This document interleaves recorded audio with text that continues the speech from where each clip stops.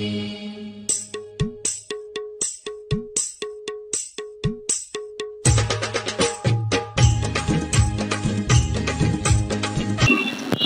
Hello आणि सर्वांना मानाचा जय भीम। मी भाग्यश्री अभिमान मोरे भाग्योदय या आपल्या यूट्यूब चॅनलमध्ये तुम्हा सर्वांचं पुन्हा एकदा स्वागत करते। मित्रांनो, जसं तुम्ही पाहताय की तळपणारा एक सूर्य तिथे आहे आणि एक सूर्य इथे आहे, ज्याने ज्ञानाच्या प्रकाशाने आपल्या सगळ्यांचं आयुष्य प्रकाशमय करून टाकलं आहे। तुमच्याकडे 2 रुपये असतील तर 1 रुपयाची भाकर विकत घ्या आणि 1 रुपयाचं पुस्तक, कारण भाकर तुम्हाला जगायला मदत करेल आणि पुस्तक जगायचं कसं हे शिकवेल। ही शिकवण डॉक्टर बाबासाहेब आंबेडकर यांनी आपल्याला दिलेली आहे। आज जागतिक पुस्तक दिवस आहे आणि त्या निमित्ताने आपण डॉक्टर बाबासाहेब आंबेडकर यांना अभिवादन करण्यास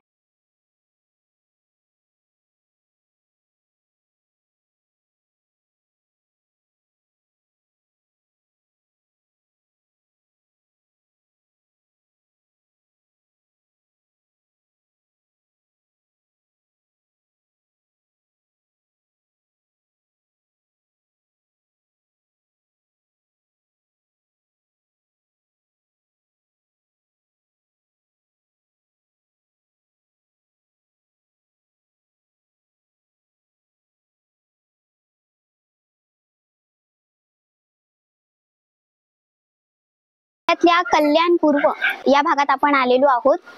इथे महापालिकेचं ऑफिस आहे, बाजूला डी-वर्ड आहे आणि त्याच्या कार्यालया शेजारी डॉक्टर बाबासाहेब आंबेडकर यांचा पुतळा उभारण्यात आला आहे। तुम्ही पाहू शकता या पुतळ्याचं अनावरण 10 मार्च रोजी आपल्या महाराष्ट्राचे मुख्यमंत्री माननीय श्री एकनाथजी शिंदे यांच्या हस्ते करण्यात आलं आहे। साधारण 12 फूट उंच अशी या पुतळ्याची उंची आहे। तुम्ही बघू शकता एक वेगळीच ऊर्जा, एक वेगळा उत्साह डॉक्टर बाबासाहेब आंबेडकर यांच्या पुतळ्याकडे बघून येतो आणि या ज्ञान सूर्यासमोर फक्त नतमस्तक व्हावंसं वाटतं। मित्रांनो, जागतिक पुस्तक दिवस हा दिवस 23 एप्रिल या दिवशी साजरा केला जातो आणि हा दिवस जगभरातल्या जवळजवळ 10 देशांमध्ये साजरा केला जातो। युनेस्कोच्या पॅरिस मधील सर्वसामान्य सभेमध्ये 1995 साली जगभरातले लेखक आणि पुस्तक यांच्या प्रती आदरभाव व्यक्त करण्यासाठी दरवर्षी हा दिवस जागतिक पुस्तक दिन म्हणून साजरा केला जातो आणि आपल्या भारतामध्ये भारत सरकारने 2001 सालापासून जागतिक पुस्तक दिन साजरा करण्याची घोषणा केली आणि तेव्हापासून भारतात हा दिवस जागतिक पुस्तक दिन म्हणून साजरा केला जातो। बाबासाहेब जेव्हा परदेशात शिकायला होते तेव्हा पुस्तकं विकत घेण्यासाठी सुद्धा त्यांच्याकडे पैसे नसायचे। तेव्हा ते ग्रंथालयात जाऊन ग्रंथालय जोपर्यंत उघडं असेल तोपर्यंत पुस्तक वाचत बसायचे आणि ग्रंथालयात प्रवेश करणारी पहिली व्यक्ती म्हणजे डॉक्टर बाबासाहेब आंबेडकर असायचे। ग्रंथालय बंद होताना ग्रंथालयातून बाहेर पडणारी शेवटची व्यक्ती म्हणजे डॉक्टर बाबासाहेब आंबेडकर असायचे। लंडन ते मुंबई अशा सलग 64 तासांच्या प्रवासात डॉक्टर बाबासाहेब आंबेडकर यांनी 8000 पानं वाचून काढली होती। देवी दयाल यांनी लिहिलेल्या डेली रुटीन ऑफ आंबेडकर या पुस्तकामध्ये याचा उल्लेख आढळतो।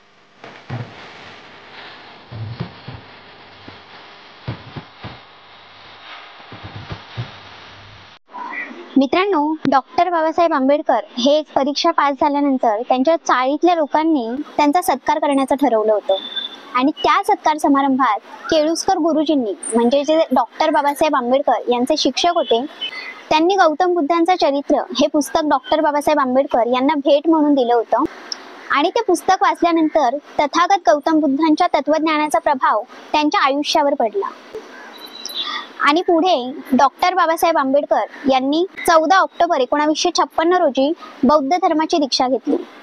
ते एक ऐतिहासिक धर्मांतर होतं कारण जगातलं ते सर्वात मोठं सामूहिक धर्मांतर होतं। डॉक्टर बाबासाहेब आंबेडकर यांच्यासोबत सुमारे 1.5 ते 2 कोटी लोकांनी धर्मांतर केलं होतं। माणूस स्वतःला राहण्यासाठी घर बांधतो, पण ग्रंथांना जीव की प्राण मानणाऱ्या डॉक्टर बाबासाहेब आंबेडकर यांनी ग्रंथांसाठी घर बांधलं, त्यांचं राजगृह बांधलं.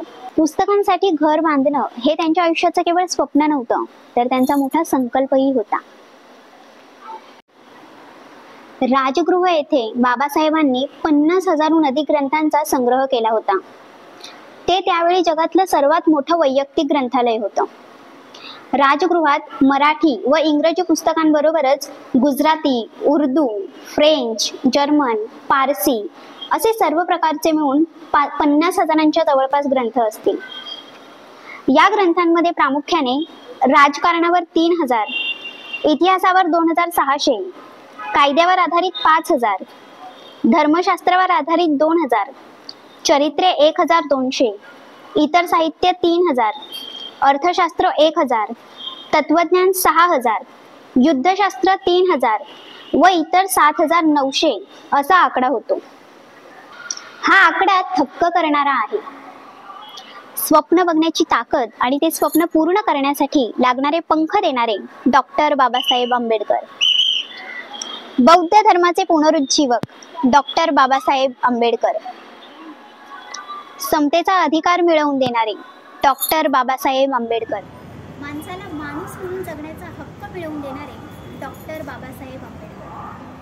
मित्रांनो, डॉक्टर बाबासाहेब आंबेडकर यांचं एका वाक्यात किंवा एका शब्दात वर्णन करणं शक्यच नाहीये. या प्रसंगी गाण्याची एक ओळ आठवते. अंबर नीला समंदर नीला, नीली तेरी निशानी है. अंबर नीला समंदर नीला, नीली तेरी निशानी है.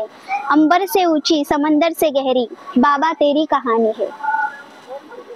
डॉक्टर बाबासाहेब आंबेडकर यांना अभ्यास करण्यासाठी प्रकाश नव्हता आणि आज त्यांनी आपल्या पावला पावलावर प्रकाश टाकून आपलं आयुष्य प्रकाशमय करून टाकलं आहे. यावर गाण्याची एक ओळ आठवते.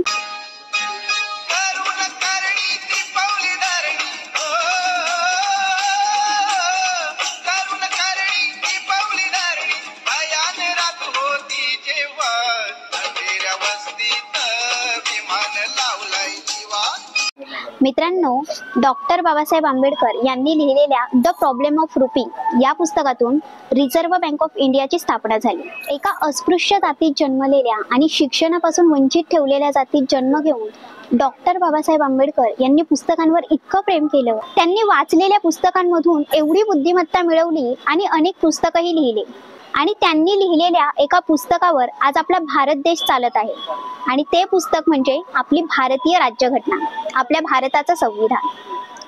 मित्रांनो, डॉक्टर बाबासाहेब आंबेडकर यांनी अनेक पुस्तकं लिहिली.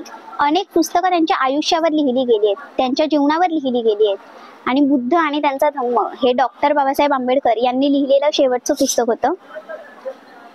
आयुष्यात प्रत्येकानं आवर्जून एकदा तरी हे पुस्तक नक्की वाचावं असं मी नक्की सुचवेन. हे माझ्या सगळ्यात आवडतं पुस्तक आहे आणि तुम्हाला डॉक्टर बाबासाहेब आंबेडकर यांचं आवडणारं कोणतं पुस्तक आहे किंवा तुम्हाला कोणतं पुस्तक इन्स्पायर करतं ते कमेंटमध्ये नक्की सांगा. व्हिडिओ आवडला असेल तर व्हिडिओला लाईक, शेअर आणि हो, चॅनलला सबस्क्राईब करायला विसरू नका. जय भीम.